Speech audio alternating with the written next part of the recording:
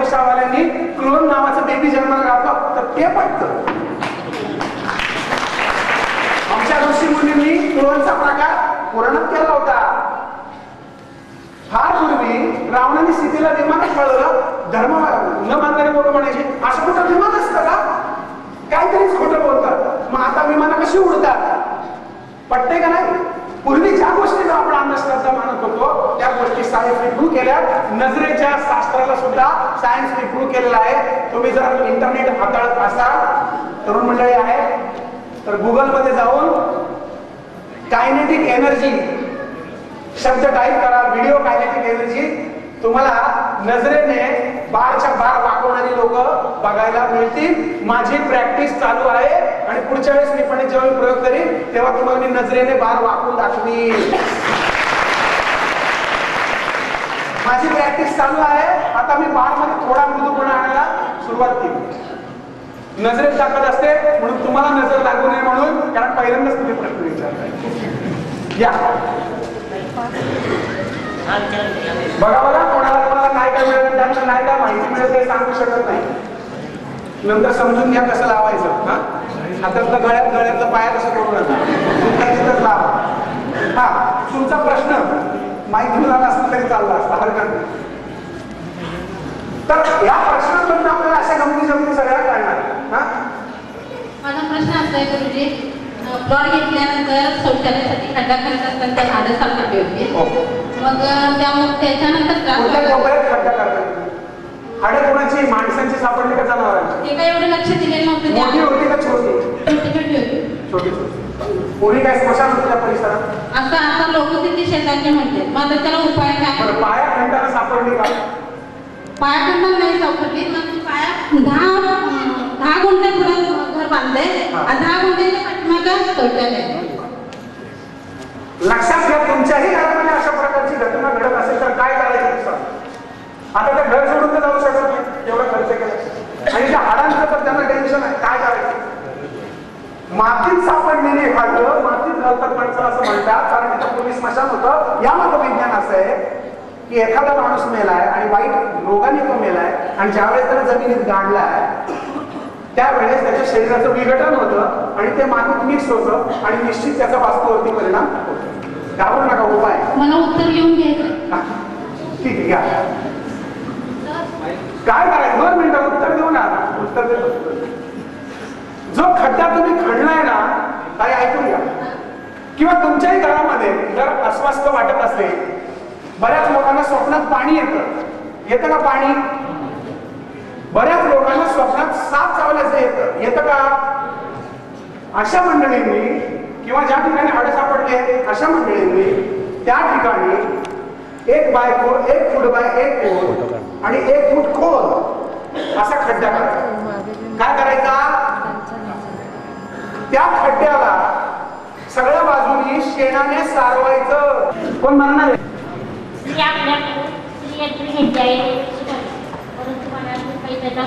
हा, श्रीयंत्र ठेवण्याची एक विशिष्ट पद्धत असते. त्याच्या 5 रेषा एका विशिष्ट पद्धतीने जर का पूर्वाभिमुख ठेवल्या तरच त्याचा रिझल्ट येतो, अन्यथा रिझल्ट येत नाही. दुसरी गोष्ट, श्रीयंत्राबरोबर जसं का साहेबांनी मग अशी सांगितलं की वास्तुदोष आणि ग्रह हे फार महत्वाचं गणित आहे. त्यानुसार जर घरातल्या कर्त्या पुरुषाला किंवा कर्त्या स्त्रीला 7.5 असेल शनी महाराजांची किंवा राहूची महादशा असेल तर कोणतंही यंत्र सपोर्ट करत नाही. त्यासाठी तो काळ जाऊ देण्याची वाट बघावी लागते. याचा अर्थ ते यंत्र मदत करत नाही असं नाही, त्याचा निश्चित फायदा होतोच, फक्त तो दृश्य स्वरूपात दिसत नाही. ज्या पद्धतीने बँकेत आपण अकाउंटवर पैसे टाकत राहतो, ते साठत राहतात, त्या पद्धतीने श्रीयंत्राचे फायदे हे होतच राहतात. आणि श्रीयंत्र हे मी निर्माण केलेलं नाही. तुम्ही महालक्ष्मीच्या मंदिरात गेलाय कधी? गेलाय का? त्या महालक्ष्मीच्या मंदिरामध्ये आज जाताना उजव्या हाताला दगडावर कोरलेलं श्रीयंत्र आहे, बघितलं तुम्ही? त्या श्रीयंत्राला तो डायग्राम आहे, त्याच्यापासून जे यंत्र बनतं त्याला म्हणतात मेरू श्रीयंत्र. ते जर नीट ठेवलं नाही तरी प्रॉब्लेमॅटिक, 7.5 असेल तरी प्रॉब्लेमॅटिक, महादशा राहूची असेल तरी पण त्याच्यातून यश येत नाही, पण ते काम करत नाही असं नाही. तुमच्या घराचा दरवाजा दक्षिण आहे, जर तुमच्या नैऋत्य कोपऱ्यात टाकी आहे आणि वास्तूस प्रचंड दोष आणि यंत्र ठेवले तरी सुद्धा यंत्र काम करणार नाही. त्याची एक मर्यादा आहे. आणि आमचा मुलगा एक मंदबुद्धीचा आहे. अच्छा, ते काय म्हणा तुम्ही आधीचं काय म्हणा? दत्तक घराणे. अच्छा, आता जेव्हा दत्तक घराणं असतं त्यावेळेस कालसर्प आणि त्रिपिंडी श्राद्ध त्र्यंबकेश्वरला करावं.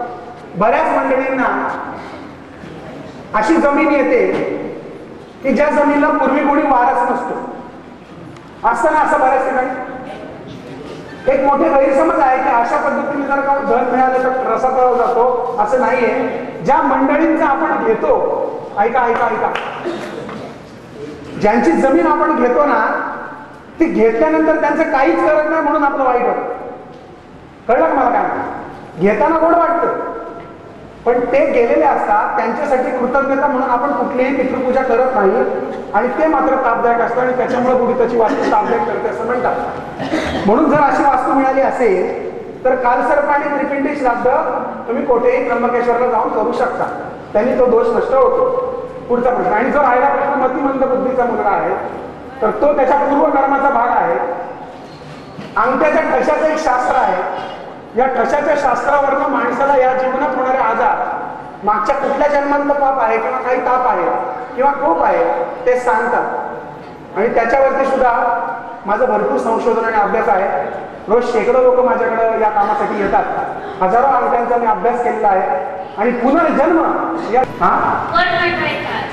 कोल्ड नाही ईशान्य कोपऱ्यात काय आहे घराच्या? खराब आहे. ईशान्य कोपरा खराब आहे का? तिथं काही उकील अच्छा, याच्यावरती पर्याय देतो. ज्या वेळेस तुमच्या घरामध्ये अशा कोर्ट कचेऱ्या चालू असतील, सांगू का उपाय? विंचवाचा राहिला बरं का आपला, जे जातील ते हुकतील, असे भरपूर उपाय मला खूप सांगायचे मजा मजा. आपल्या घराच्या दक्षिण भिंतीवर 21 दातांचं सुदर्शन चक्र चांदीचं एखाद्या सोनाराकडनं बनवून घ्या. ते लाल दोऱ्यात टांगून ठेवा आणि त्याला उदबत्ती दाखवा. न्यायाची बाजू असेल तर न्याय मिळेल, अन्यायाची असेल तर आणि प्रत्येक वेळेला स्टँड बायला जातो तेव्हापासून टाकायचा म्हणून ते बॅटरी चालते. वकील साहेब कधी निकाल लागायचा तुम्हाला सांगून आम्ही जाहिरात करतो मोबाईलची, तर फार वकील मला म्हातारा होतो तरी म्हणजे निकाल लागलं. हा, ते कसं आहे याला कोर्ट मॅटरसाठी दक्षिण भिंतीला तुम्ही हे टांगून ठेवून उदबत्ती दाखवा. त्याशिवाय तुमची प्रॉपर वास्तू बघितली पाहिजे. वास्तूचा जर ईशान्य कोपरा खराब असेल आणि बाह्य कोपऱ्यामध्ये जर शुभ वस्तू ठेवल्या असतील तर थोडा त्रास होऊ शकतो. अच्छा, इतकी कटकट आहे. ठीक आहे, तुम्हाला मी एक पर्याय देतो. तुमच्या घरामध्ये ठेवून द्या, मला फरक सांगा. हे 81 खानाचं कासव आहे, 2100 रुपये किंमत आहे, पैसे घेणार नाही.